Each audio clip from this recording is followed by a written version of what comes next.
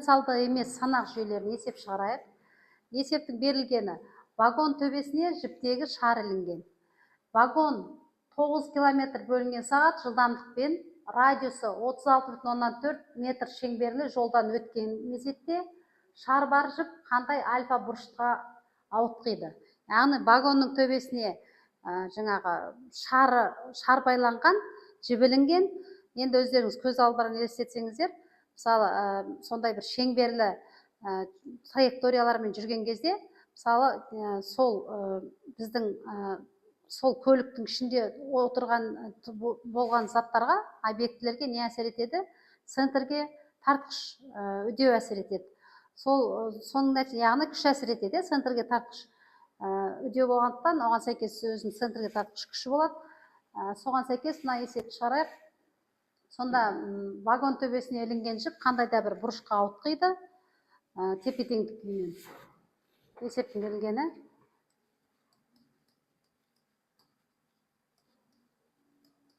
сағат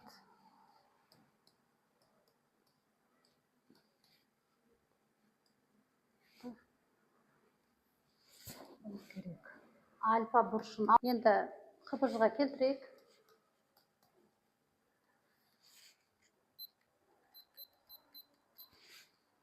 Екі 0,5 метр бөлінген секунд. Енді есептің сызбасын сызайық. Бізде мынау іліну нүктесі десек, вагон төбесіндегі іліну нүктесі. Осы жерден мынау енді біздің басына шар ілінген жіптің тепе-теңдік күйі дейік. Тепе-теңдік күйінен траектория, қисықтық радиусы R болатын траекториямен жүрген кезде, ол қандай да бір альфа бұрышқа ауытқыған. Енді біз осыларды санақ координат осьтерімен байланыстырайық. Мына жерде Y десек, мынауымыз X дейік. Мына жерде мына шарикті мына жерге салайық. Мына өшірейік, дұрыс салмай қалып.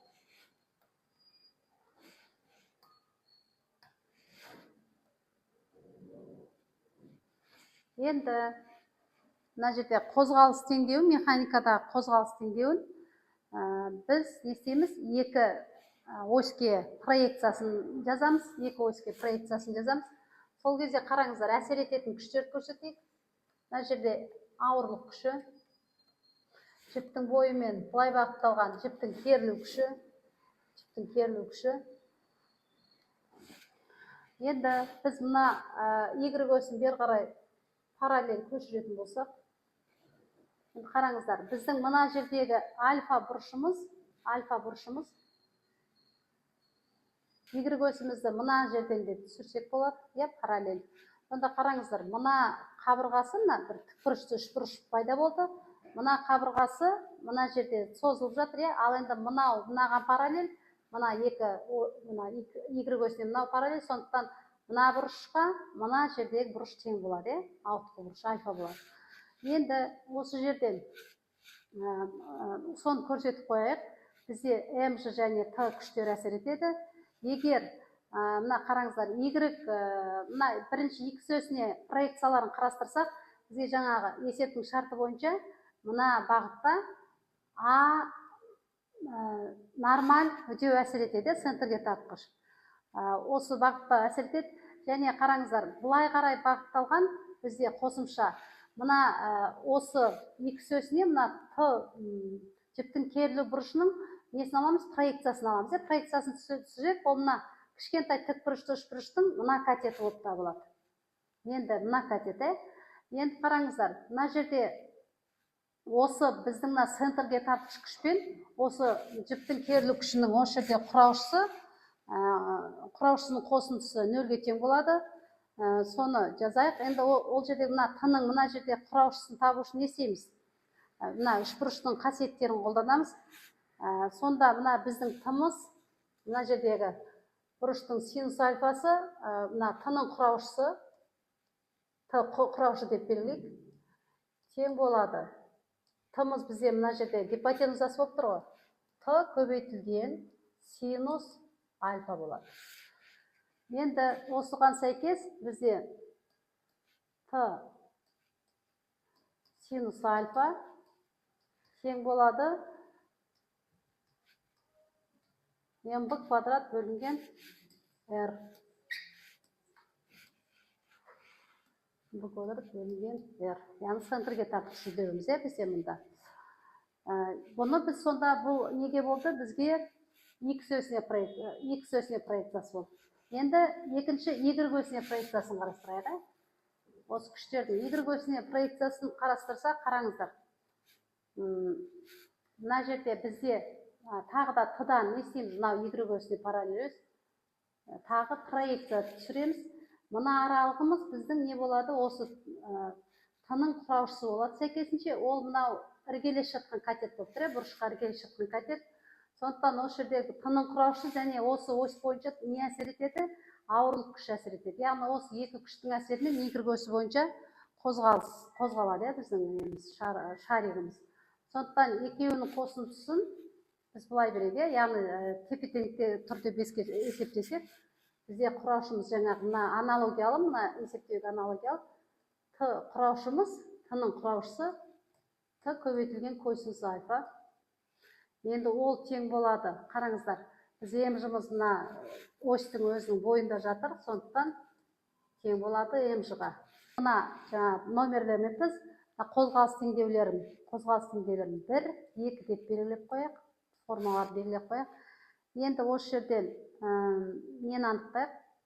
Біз мына т-ны анықтайтын болсақ, екінші теңдеуден т тең болады m-жының косинус альфаға қатынасы. Енді қараңыздар, осы бұны 3 деп белгілейік. Осы үшінші теңдеуді біз мына бірінші теңдеудегі керілу күшінің орнына қоятын болсақ,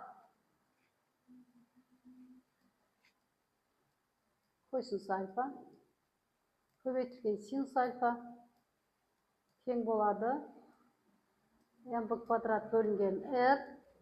Енді осы жерде қысқарып кететін шамалар массалар. Енді сіздер білесіздер, синус альфаның косинус альфа қатынасы бұрыштың тангенсін береді. Тангенс альфа және бізде бұл жерде жиымыз бар. Жи қалады b квадрат бөлінген r. Осы жерден тангенс альфамыз тең болады. Тангенс альфа b квадраттың жр-ға қатынасы. Бізде r-мыз белгілі, v-мыз белгілі. Енді қараңыздар, сол сан мәндерін қойып есептейік. Бізде v 2,5 квадраты бөлінген жуық мәнін алайық. 9,8 10. Радиусымыз қанша еді? 36,4. Сан мәндерін есептейік.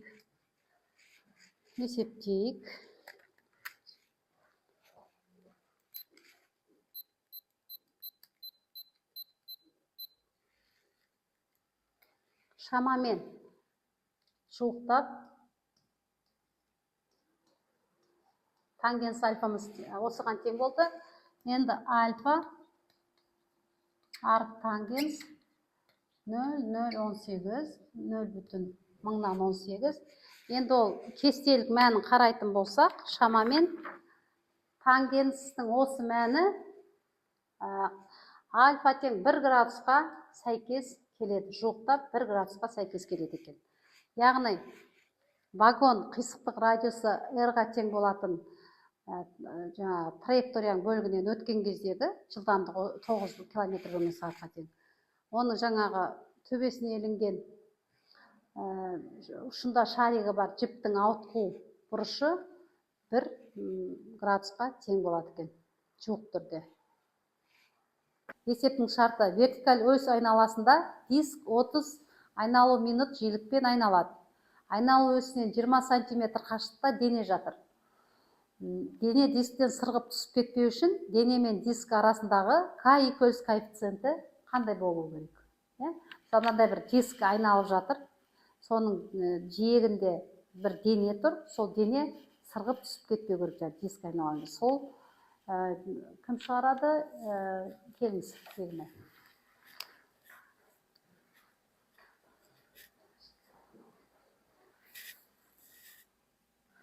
Бізде есептің берілгені бойынша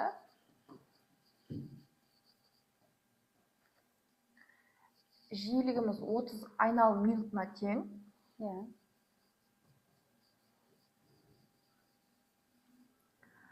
Ал қашықтығымыз 20 сантиметр. Бізде табу керек үйкеліс коэффициентін. Біз ең алдымен бұл жерде минутты секундқа және сантиметрді метрға айналдырып алатын боламыз.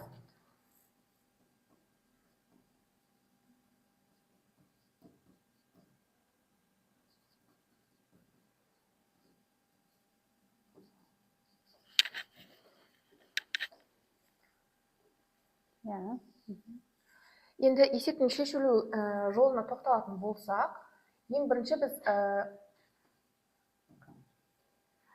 есепті толық түсіну үшін оның сызбасын көрсететін боламыз. Бізде берілген диск берілген және оның дәл ортасында айналу өсі берілген. Және сол айналу өсінің бір шетіне қарай жиегінде, бір жиегінде қашықтық берілген. Және сол қашықтықта бізде дене орналасқан. Және де бізде осы жалпы бұл есепте инерциалды емес санақ жүйелері арқылы шешілгендіктен, сонда біздегі жаңағы диск айналғанда нормаль өсі бойыменен айналу жиілігі. Және бұл жерде біз айналу бағытын омега арқылы көрсететін боламыз. Және біздегі есебіміз инерциалды емес санақ жүйесі арқылы шешілгендіктен, сонда біздегі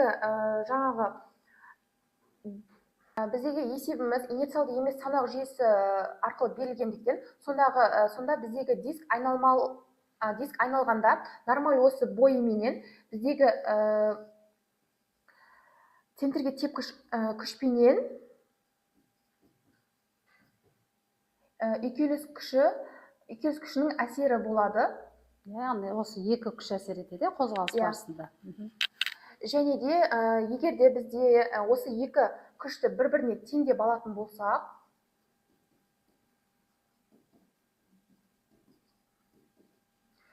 яғни мына жерде екі күш бір-біріне тең болған кезде біздің жүк құлап түспейді, сырғанап түспейді. Бір-біріне жаңағы біздегі денеміз осы дисктің үстінен сырғанап түспейтін болады, екеуі бір-біріне тең болғанда.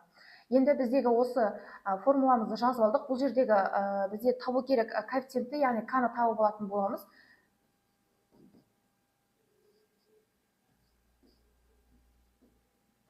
Яғни бұл жердегі сызықтық жылдамдығымызды толық ашып жазатын болсақ, ол бізде бұрыштық жылдамдықпенен оның қашықтыққа көбейтілісіне тең. Ал бұл жердегі бұрыштық бізде 2π n-ға тең болып табылады. Енді біздегі жылдамдықтың қайтадан орнына әкеп қоятын болсақ, 2π n r-ға тең. Жаңағы бастапқы орнына әкелсек, теңдеуге, квадрат болып кетеді. Сонда 2 квадрат, π квадрат, n квадрат, r квадратқа тең. Және бөлімінде rg.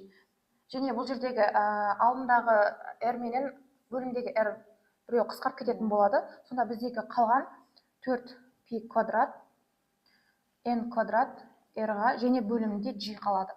Енді біздегі коэффициенттің формуласын анықтап алдық. Енді біз берілген мәндерді орында қойып шығаратын боламыз. 3/4 квадраты көбейтілген 0,5 квадраты 0,2 және 9/8-ге. Бізде есептеулер нәтижесінде соңғысында 0,2 деген жауап шығады.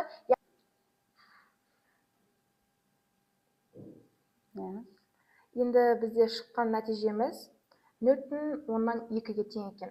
Яғни бұл дегеніміз дене сырғып кетпеу үшін үйкеліс жеткілікті түрде бізге 0,2-ге тең болу қажет. Үйкеліс коэффициенті 0,2 болу керек.